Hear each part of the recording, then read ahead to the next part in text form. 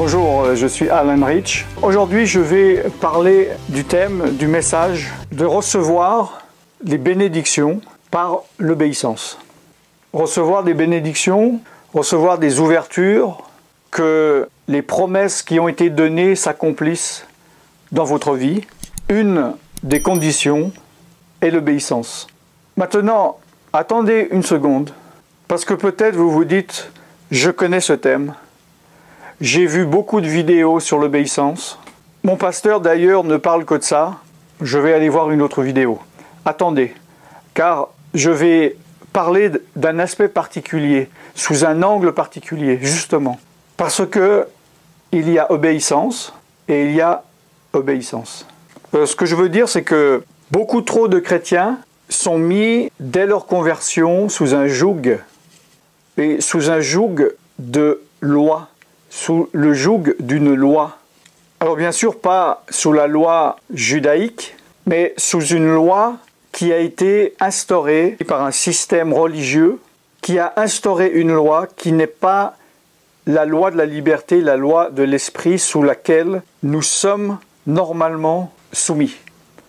La loi que Jésus-Christ est venu instaurer est la loi de la liberté et la loi de l'esprit qui amène à la vie.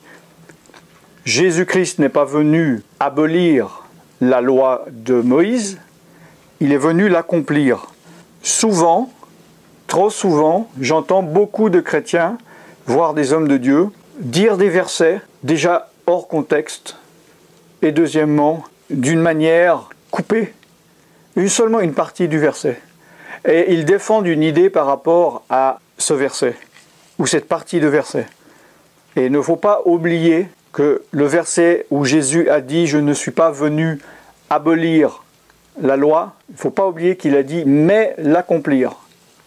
Parce que si Jésus avait simplement dit « Je ne suis pas venu abolir la loi », ça voudrait dire que la loi est encore la loi de Moïse, la loi judaïque, la loi de la première alliance, de l'ancienne alliance, de l'Ancien Testament. Ça voudrait dire que cette loi est encore en vigueur. Mais il a bien dit, je ne suis pas venu abolir cette loi, mais l'accomplir par une nouvelle loi. Vous savez que nous sommes soumis à une seule loi, ou dirais-je comme Jésus, deux, puisque la deuxième est la même que la première. La première loi est la plus importante. Tu aimeras ton Dieu de toute ta force, de toute ton âme, de tout ton esprit, de toutes tes pensées. Et le deuxième qui est comme le premier, tu aimeras ton prochain comme toi-même.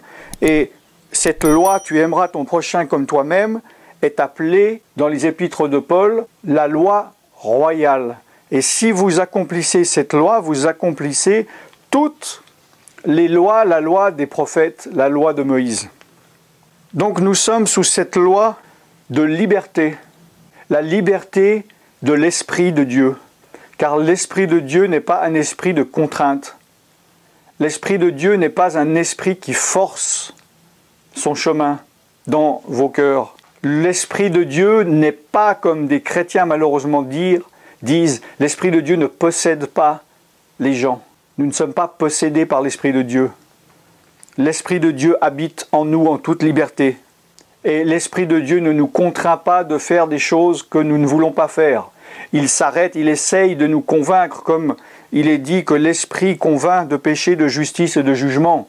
Mais il respecte le libre arbitre, et si l'homme dit non, l'Esprit va encore essayer, et nous disons non, l'Esprit va arrêter. C'est pour cela qu'il est dit que le péché contre le Père et le Fils sera pardonné, mais le péché contre le Saint-Esprit ne pourra pas être pardonné, car c'est l'Esprit de Dieu qui nous enseigne, qui nous guide dans toute la vérité, et si nous résistons à rentrer dans le chemin de la vérité, nous nous opposons à Dieu, nous résistons et nous nous rebellons directement à Dieu.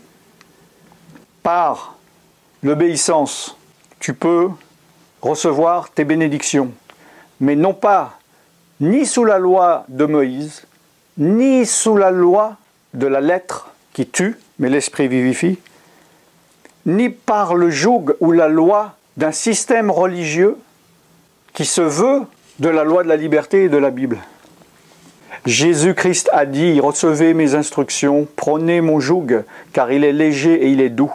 Et je vois trop de chrétiens qui sont sous un joug lourd, sous des règles, sous des lois que leur a imposé un système de pensée, un système religieux, soit de leur assemblée locale indépendante ou d'une dénomination, d'un ministère international, avec une pensée, avec un système. Tu ne dois pas te mettre sous le joug d'un homme.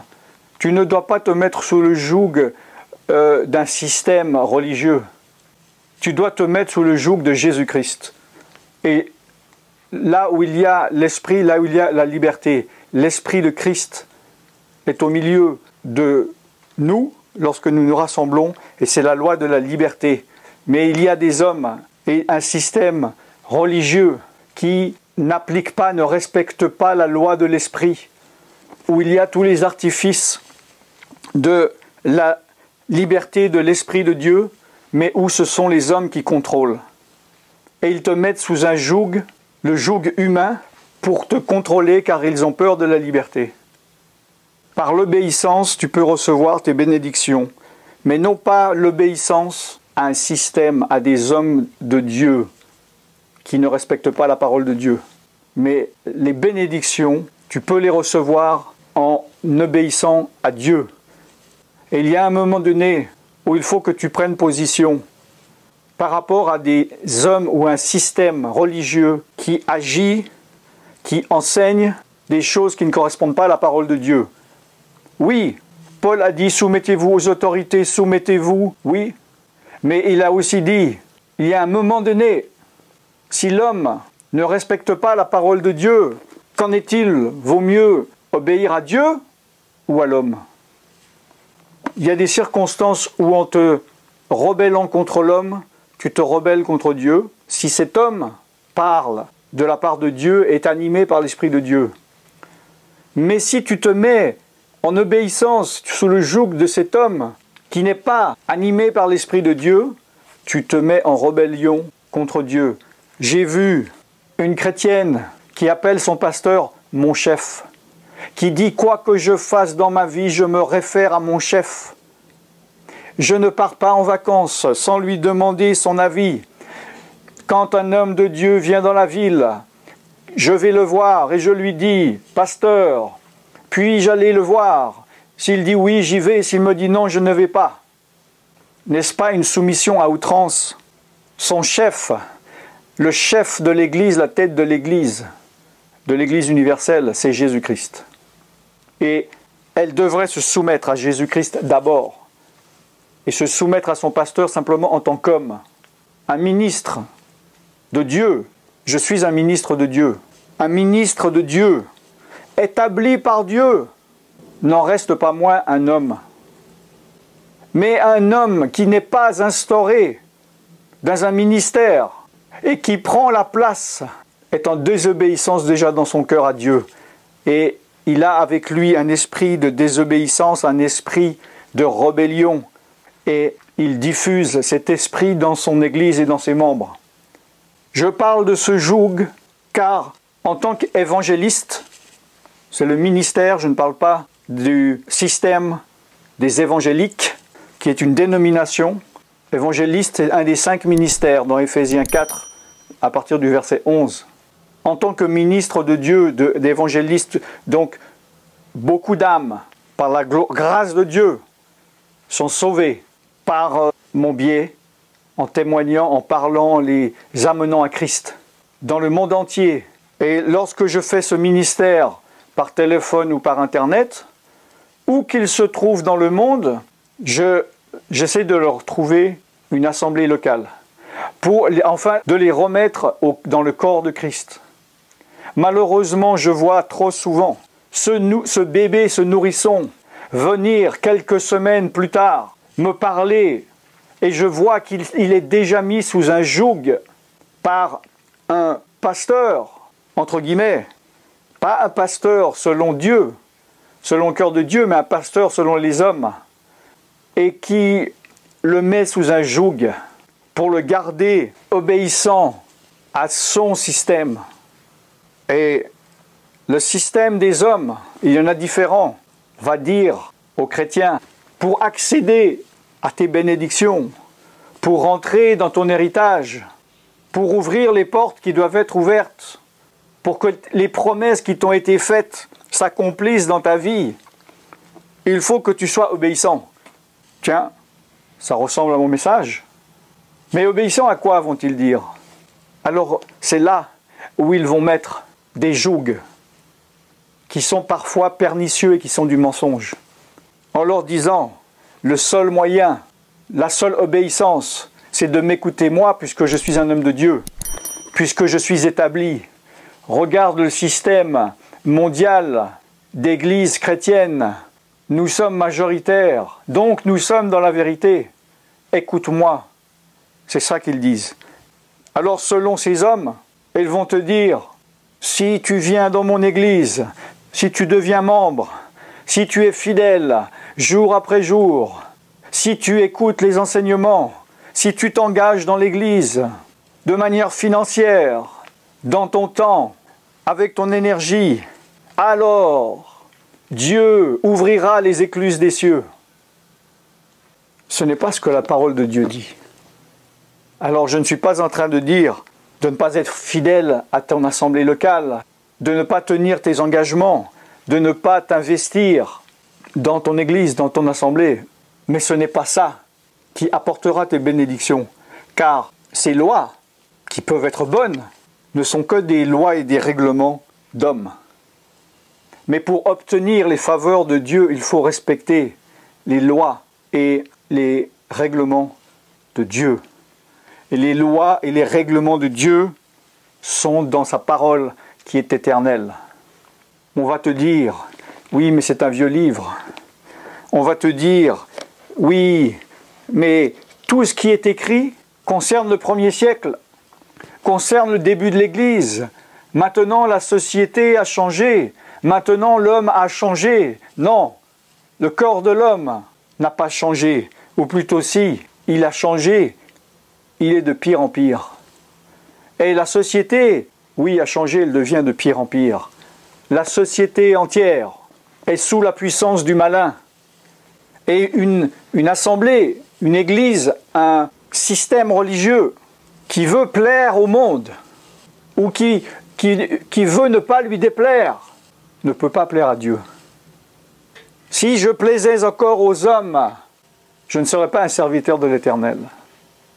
Il faut comprendre que sur le thème de mon message, quand je te dis que l'obéissance ouvrira les portes aux bénédictions, et toi, tu as reçu un enseignement, et tu as été obéissant à ton pasteur, à un système, au livre que tu as lu, à des étapes qu'on t'a données, et tu as fait tout ce qu'on t'a dit, pendant une semaine, pendant un mois, pendant une année, pendant 10 ans, pendant 20 ans.